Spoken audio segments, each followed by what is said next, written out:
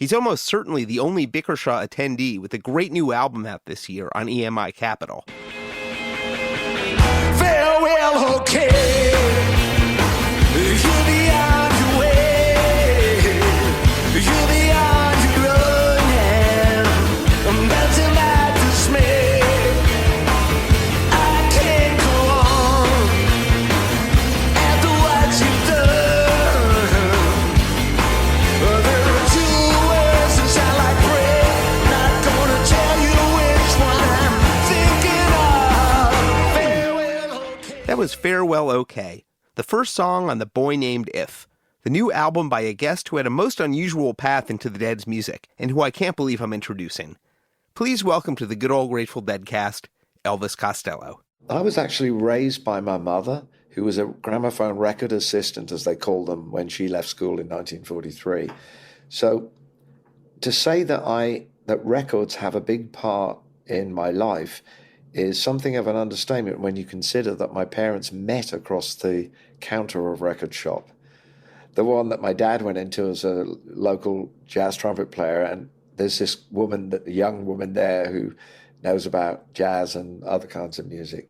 So music was all the way through my life. Now, in the late 60s, my dad, who had sung up until then in a very popular commercial dance band, singing the hits of the day and singing in different languages and strict tempo, stuff as well. He sort of had some sort of revelation and decided that he didn't want to slick his hair back. He was only in his 40s. He wasn't like an old man. But he had worn a tuxedo since 1955. He wore horn-rimmed glasses like mine. But other than that, he kind of looked like a dance band singer of the day, with the hair slicked back, kind of smooth. He was only a little guy. And 69, he started to grow his hair long. And then that was obviously unacceptable to a band like that. And he quit. And he said, I'm going to do my own thing. I'm going to go and sing songs of peace and love to the working people of the UK. Now, you've got to understand, in those days, a lot of the entertainment in the north of England were social clubs attached to factories and mines. So my dad, who by now had hair down to here and was wearing beads and a caftan and, an Afghan jacket and a silver cross, and he had knee-high kind of boots and a Victorian policeman's cape, he would turn up at these clubs in Durham in the north of England, very tough kind of miners' clubs. He would install his liquid light projector and his little portable strobe light, and he would sing Everything is Beautiful by Ray Stevens and Come Away Melinda by,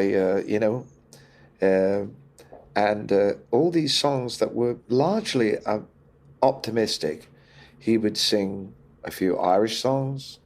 He would sing a couple of hits of the day, but ones he chose, and play the trumpet, which he had been, and he would play a little bit of, Georgia or something like that, Georgia.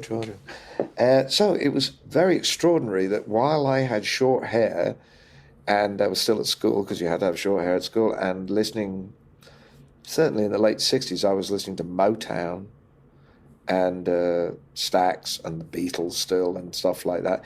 One day my dad came round to see me because my parents were separated, and he said, I've got these records that I was listening to my friend, and I think he had a few young friends by then.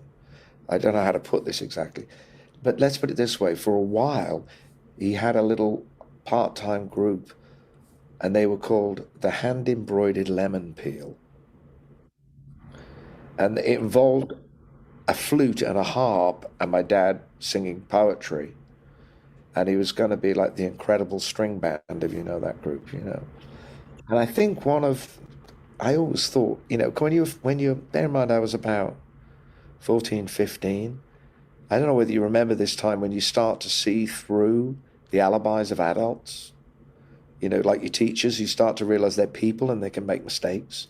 With my dad, I sort of think, I was just getting the inkling of what all this kind of stuff was about. I think some of this, the hand-embroidered lemon peel thing, I can say this now because he's been gone 10 years and everybody that cares is dead. I said, I have a feeling this is all a subterfuge to get hippie girls into bed. I don't really think that he's really on this trip for enlightenment. I started to suspect there were a couple of motives there. Or maybe I was just imagining that. But anyway, he came around with these records, and one of them was Oh Yeah by Mingus. Another was A Surrealistic Pillow by the Jefferson Airplane. And the third one was the first Grateful Dead record.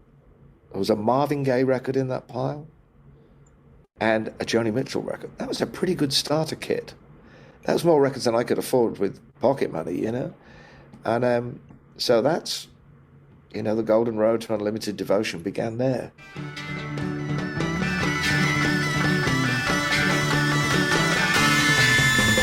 See that girl barefoot in the dawn, whistling and singing, she's carrying on. Yeah, laughing in her eyes, dancing in her feet. She's a neon light line and she lives on the street. Hey, hey, That was a mind-blowing answer, wasn't it? You didn't expect that. If I'm really truthful, and I don't think we should be too, like, everything is great. I thought it just sounded like bad out-of-tune blues because I'd already heard Howlin' Wolf and, you know, Slim Harper by then because of the Rolling Stones. I didn't even buy the Rolling Stones. I was a real snob by that point about certain types of music because for the main reasons of two words, Peter and Green. You know, the real Fleetwood Mac. Never mind that other stuff with Stevie Nicks. I mean, the real Fleetwood Mac. And easily the best blues guitar player ever born in Bethnal Green, or possibly in England, with all due respect to some other people who are more famous. Peter Green was the whole reason I picked up the guitar, not sadly Jerry, but, you know, and that music that they had access to things they'd learned from Otis Rush, and I got a little bit of starter course. I had one EP of Muddy Waters in Newport, and once I'd heard that, the Yardbirds, the Downliner Sect, even the Stones' early stuff when they're playing the blues, it just sounded like a bunch of kids trying to wear their dad's clothes. Of course, 5 minutes later, they're making Jumpin' Jack Flash, and it's the greatest thing you've ever heard in your life, you know. And that's the thing, and I think they would probably admit that, but it was done with such affection. And now when I listen to the first Dead record, I hear the same thing. I hear how much music was feeding into that, all of it, the bluegrass, the folk blues. Was it the greatest record? Not really. But, you know, but the next one, on the other hand, now that's a record.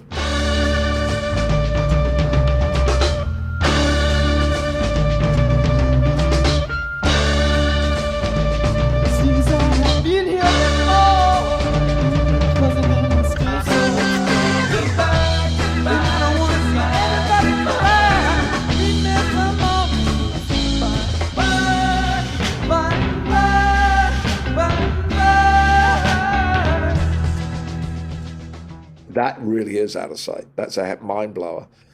And that was the one.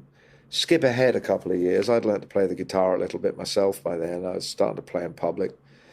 My mum and I went to live in Liverpool, and there was a very big adjustment because when I got to Liverpool, they asked me what music I liked. And when I got to class, I was a little past the age where you had to fight your way into the school. 16, you know, you didn't. If it had been 14, definitely would have had to go out in the yard and sort it out. But they were mostly fairly tolerant of me, even though I was, to their ear, a Southerner. Didn't matter that my mother was from Liverpool 8. I sounded like a Southerner to them. And that was a bit, of course, of suspicion. And when I told them that I liked Otis Redding and Lee Dorsey, they looked at me blankly like, nobody likes that music. What else do you like? Tamla, as we used to call it. Rocksteady. This is all the stuff I'd been going to parties and listening to. As far as I was concerned, there were only two records that you needed. Motown Chartbusters Volume 3 and Tighten Up 2, which is a Rocksteady record, you know, Rocksteady reggae record. I get up there and everybody's listening to the Soft Machine and that awful group, what's they called, Pink Floyd. Like, just this dreadful, like, 12-minute guitar solos and, like... So I thought, well, I better get myself a group. Otherwise, you know, this is peer pressure. And I told them, well, actually, I like the Grateful Dead. And everybody backed away from me. Because they were like, they were so frightening to most people. Because they was, you know, let's face it, Bobby Weir aside, not really like a super handsome looking bunch of guys, you know, like they look like they come kill you, even though they didn't know anything about them. I said, I like the Grateful Dead. And the name was enough to make people back off, you know. I don't think anybody had actually really ever heard them. But that was a good alibi because I was playing all sorts of music in the evenings. I was playing in folk clubs. I formed a group with my friend Alan Mays called Rusty, and we played songs by Dylan and songs by Van Morrison and John Martin and Crosby, Stills and Nash and Young. I don't recall us ever playing any Dead songs. I don't think Alan liked the Grateful Dead. He didn't really buy it. Turn in the corner out of sight. If I would be honest, it's really not that bad. Do I try to be sad? Do I try to be sad? Sprinkles I might smile tonight.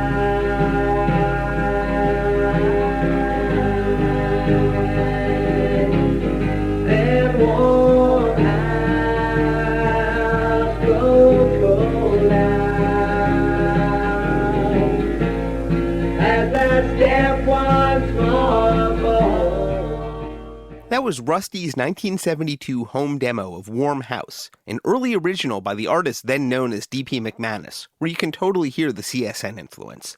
Thanks, D.P. Then Working Man's Dead came out, and that changed it, you know, because then you could actually play one of those songs yourself. You can't really sit down in a bedroom and play Dark Star. You know, you just can't. Well, you can, but it sounds weird, you know, but the minute you have things like Dire Wolf and, you know, such songs, they're songs you can pick out on the guitar. In the timbers up in Mario, the wolves are running round. The winter was so hard and cold, froze 10 feet beneath the ground. Don't murder me, I beg of you, don't murder me. Please don't murder me. They're like in a vernacular, and the whole idea of that, like, secret history of America that was embodied in the band and a lot of groups of that time, some of Dylan's songs of that time, was really persuasive. And the countryside of the Birds, you know, was all happening at once. And I was picking up these records in the secondhand record shop, well, independent record shop as we call it now, called Probe, which is still in existence. And I remember there was a guy there called Jeff, that I think he owned it, and he said, I went in and I said, I've got like £4 or something. Should I buy this record or this record? And he said, it's that record. And the first record was maybe Loggins and Messina or something like that, something quite shiny. And the other one was the New Riders of the Purple Sage. And I bought that one because it had a Dead connection, you know, first New Riders record. And now he's rolling down the mountain, going fast, fast, fast. And if he blows it, this one's gonna be his last. Of course, American Beauty was out by then, which was even more astonishing because of the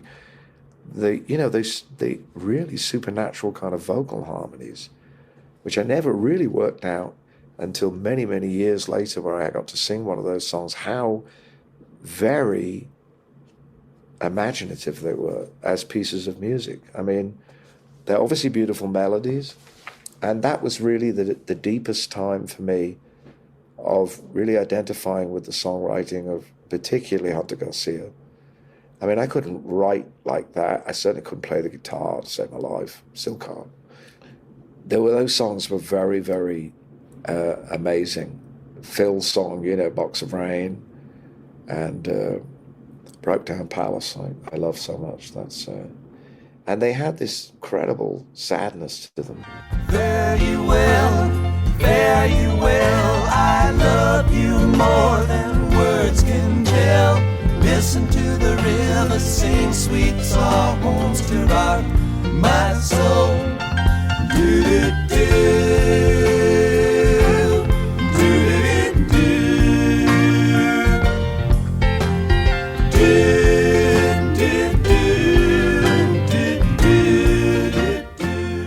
Like, that was the other record that fills in, I think it fills in between American Beauty and Wake of the Flood, is the Garcia record, which has three or four of his greatest songs on it. I mean, Deal and, Sugar Ray.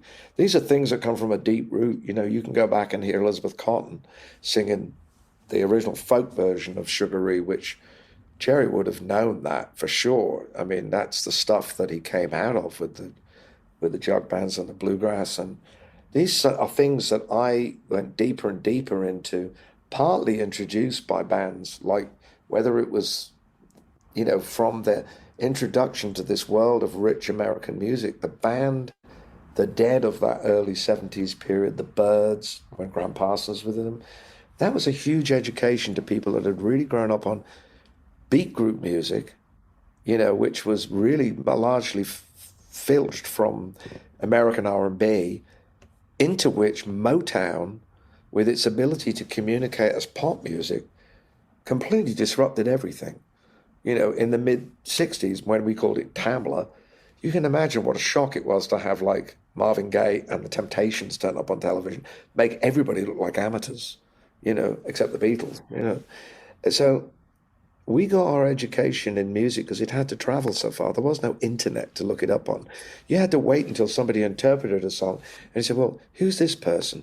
Oh, that's Lee Dorsey. Who wrote that song? Alan Toussaint. So then I'd learn who that was. There's Dr. John. What's that music he's playing? Professor Longhair. Jerry's pulling things from, Sonny Terry and Brownie McGee, from Blind Boy Fuller, from all these songs, And it all goes round, and there's so much, down these roads, you go, Woody Guthrie, the Louvin Brothers, so much music. I went to a festival in 71, and I'd seen the Byrds play acoustically. I'd seen a whole bunch of great people, Sonny Terry and Brownie McGee, Tim Hardin. It was a one-day event. It was magical. Sunday, a bunch of people like in the English folk scene. And it ended with the Byrds and James Taylor and Buffy Samory.